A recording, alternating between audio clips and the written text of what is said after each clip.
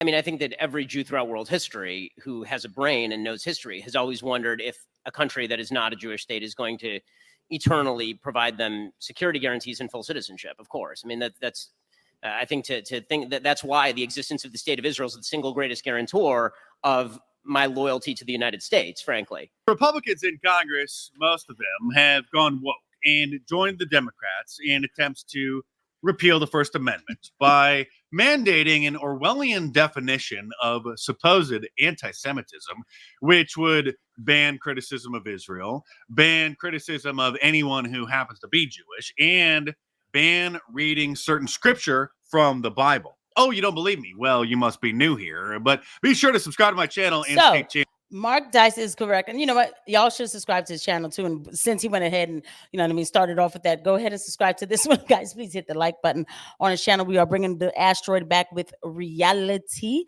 and speaking on, you know, the headlines on current crises, such as, I don't know, our freedom of speech being attacked and other things like our southern border. Anyway, we're going to talk about them in reality and in a balanced manner. Though I don't know how to be balanced about my First Amendment, though. I just simply don't. Okay. But anyway, so please don't forget to hit the like button, subscribe, and notification bell. So we're going to go through this report with Mark Dice, who's explaining this to us. And, you know, who's involved again? Once again, we have the quote Republicans attacking the American citizen. Like, I don't understand why I'm even registered Republican at this point. Like, I didn't know. Maybe should I move to Israel? Because, like, I don't know. I feel like I might get a little bit more over there. I'm just saying. You know, and that's not, and that's a dig towards the Republicans. Be clear. Let's go through this IHRA's working definition of supposed anti-Semitism that they want to make law, shall we? The first bullet point says calling for, aiding, or justifying doing bad things to Jews. Okay, well, that's bad. And that is bad. And by the way, so what this does is it's going to make it where you have to, what it does is it takes on a definition of anti-Semitism. Now, the first one, of course, yeah, like that's not, we disavow. Like that's disgusting if people are calling for a type of pain or harm or anything to any group of people, clearly. And that's already illegal. Making mendacious, dehumanizing, demonizing, or stereotypical allegations about Jews regarding having power as a group or regards to the media, economy, the government, or other social institutions. I'm sorry, Alan Dershowitz, would you like to commit an anti-Semitism? People say Jews are too powerful. We're too strong. We're too rich. We control the media. We have too much this. We have too much that.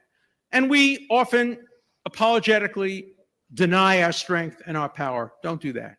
Don't do that. We have earned the right to influence public debate. We have earned the right to be heard. We have contributed disproportionately to the success of this country. Never, ever apologize for using our strength and our influence in the interest of peace. I'm sorry, Professor, but that is a violation of the IHRA definition. So I'm just going to say this. I actually agree with Alan Dershowitz. I would never take away the fact of what accomplishments that Jewish people have done for this country. He's absolutely right. And I love the way he speaks because he's saying, don't shy away from it. Good. But here's a couple more accusing Jewish citizens of being. Well, now just to cut him off a little bit, but not too long, I'm not going to go through all of the definition either. Okay.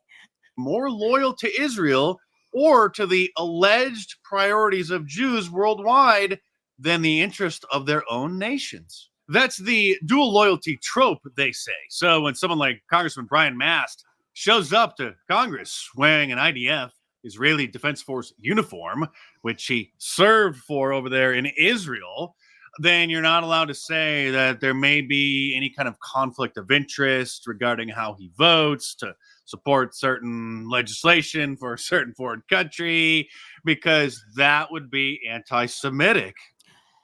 I want you guys to just look at this picture. And there you go. And I'm going to just go ahead and use my situation as an example because I'm not even going to forfeit this channel. like for a realistic conversation. But I am of Haitian descent. I'm born in America of Haitian descent. I'm America first. I am. Because if America takes care of America first, the rest of the world is at peace. We have enough problems of our own to focus on. Anyway, that'd be like me going to Congress with some sort of like, Haitian, some Haitian government outfit on. How would you feel about that?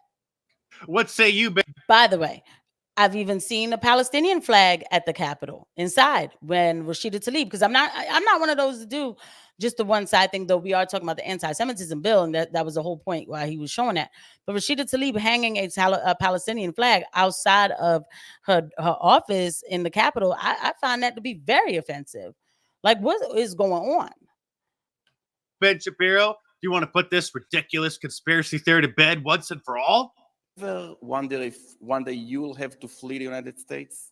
I mean, I think that every Jew throughout world history who has a brain and knows history has always wondered if a country that is not a Jewish state is going to eternally provide them security guarantees and full citizenship. Of course, I mean that's I think to think that that's why the existence of the state of Israel is the single greatest guarantor of my loyalty to the United States, frankly. Right, because Israel exists, that means the United States is going to be a more welcoming place for me because Israel is there as a backstop in case anything should go wrong. Oh, well, sorry I asked. Didn't mean to notice that. Do you have concerns about the level of Israeli influence in our politics here in the United States of America?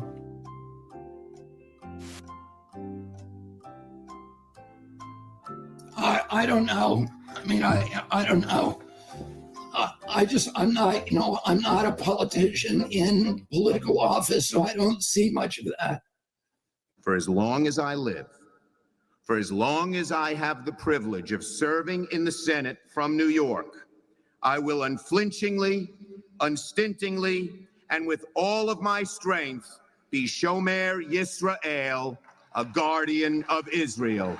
The first bill that I'm going to bring to this floor in just a little while will be in support of our dear friend Israel, and we're overdue in getting that done.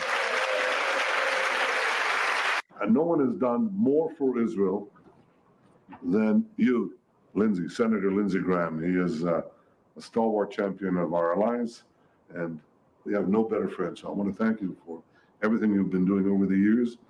I have said to people when they ask me, if this Capitol crumbled to the ground, the one thing that would remain is our commitment to our aid, and I don't even call it aid, our cooperation with Israel. If you guys could, please don't forget to hit the like button, hit subscribe and notification. Guys, thank you. It really helps me out. Let me explain something about what is called the Jewish lobby in this country.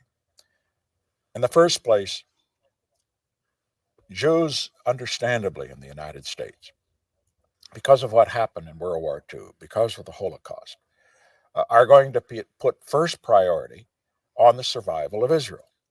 You've also said that Congress is an Israeli-occupied territory. Now, what do you mean by that? I said on the McLaughlin Group in response to a question, Jim, they said, do you think that the Congress of the United States will resist this demand for further aid? I said, through a crack I'd heard. I said, no, the Congress of the United States is Israeli-occupied territory. What I meant by that is the most powerful lobby in Washington, which Congress can't stand up to, one of the most powerful, is certainly the pro-Israeli lobby. It has gotten its way in this town year in and year out. And I don't think the automatic votes of the Congress of the United States for $3 and $4 billion worth of aid to Israel are necessarily in the national interest of the United States. And that comment, which is to ridicule the subservience of the Congress of the United States, is perfectly valid. Let's get back to the definition, shall we? Denying the Jewish people their right to self-determination by claiming that the existence of the state of Israel is a racist endeavor. So you can say that America is racist, or that any European country that isn't allowing enough non-white immigrants in, that's racist. But I don't like that, when it comes to America, we're allowed to just say anything about America, anything, right? Because that's our freedom of speech. We can talk about America, right? So how is it? Like, I've been ridiculed because I said to people, well, when Haiti had a dictatorship, things ran a little better in Haiti. dictatorship works for Haiti. It does, it wouldn't work here. I know that, right? But democracy doesn't work everywhere. Be clear. It doesn't work everywhere, right? So when I said that, people say, oh, well, you couldn't talk about the president or you could talk about the country without going to jail or this, that, and the third. And I'm like, well, okay, well, that's what worked for them over there. It definitely wasn't in this kind of confusion that we see today. So it worked for them. And everybody ridiculed me that I like dictatorship. I went through all this, called me fascist and everything else. I said that's what works for another country. But you could talk trash about America here, but then now you can't talk trash about a certain other foreign nation. So it's just not adding up. The hypocrisy is starting to really confuse me now.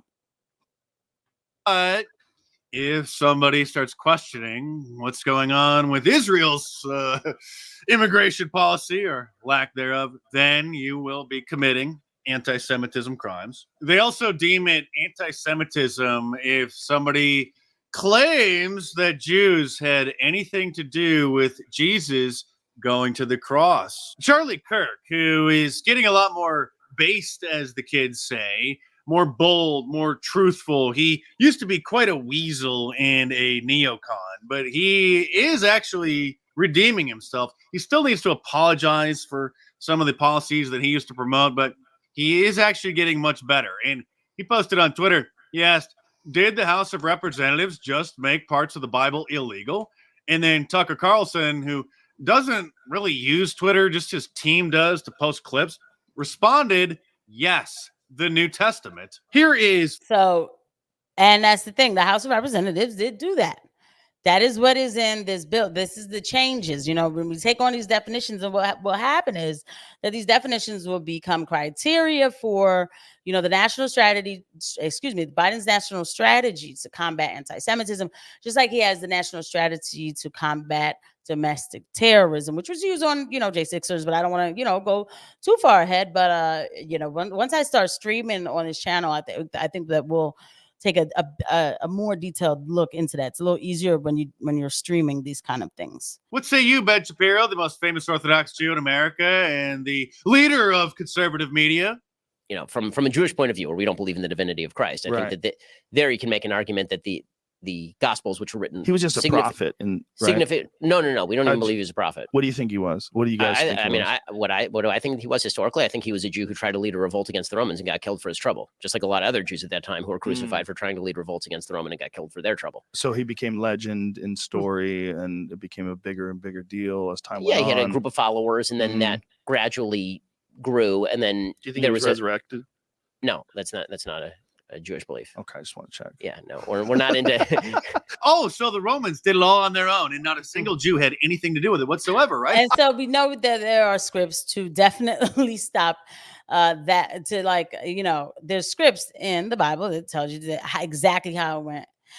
I'm not going to go ahead and get all the way into it because, again, once I start streaming, we can get all the way. We definitely can get all the way into it, but. The point is, this is the, quote, leader of the conservative movement. In America, most conservatives are Christians, right? And it is the way that he talks about the Christians' God, right? I am a Christian. Jesus Christ is my Lord and Savior, right? Don't want to get all religious and theocratic about this. I don't expect a Jewish person to say, that Jesus is, was God. Absolutely not. Absolutely not. But it's just the laughing and all. It could not be the other way. We'll leave it right there, right? Because the bill's coming out already, right? So it's already been passed. So it's not even like I'm not saying anything that we don't already see. Something's happening in this country, and I don't know what it is, but but what's happening in this country is actually a reckoning. I think there's a lot of realities that are they're just coming out of the woodworks or something underground. I don't know. People are waking up to a lot of different things, okay, and people are reacting to it.